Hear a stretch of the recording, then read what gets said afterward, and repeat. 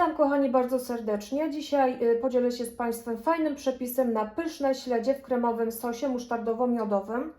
Moje śledziki moczyły się już, one są już wymoczone, 2 razy wody zlewałam.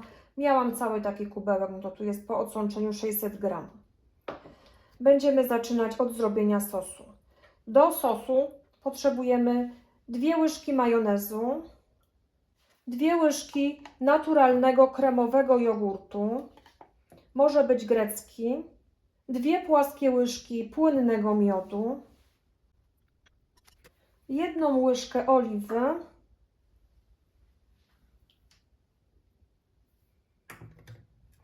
musztarda miodowa, koniecznie miodowa musi być, 2 łyżki. No ja sobie dam, bo mam małe, no to tutaj 4 łyżeczki takie nie za duże, ale takie normalne 4 małe łyżeczki.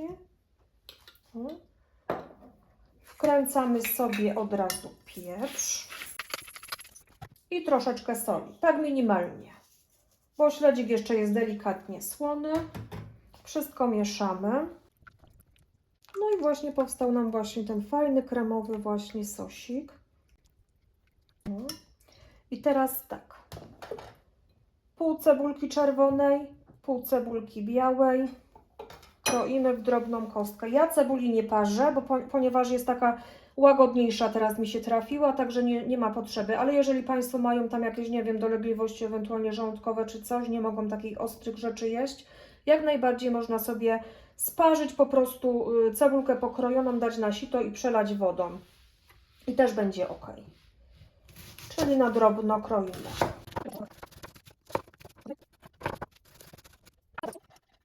Mieszamy. I teraz będziemy kroić śledzia. Śledzika kroimy sobie na takie kawałeczki. Takie gdzieś. Dajemy śledzika do sosu.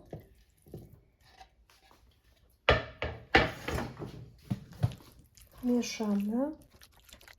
Bardzo fajny wychodzi właśnie ten śledzik. On musi teraz koniecznie w lodówce przegryźć się co najmniej 1 dzień i jutro już będzie fajny do jedzenia.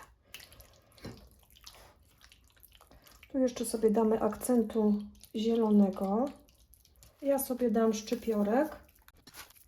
Mieszamy.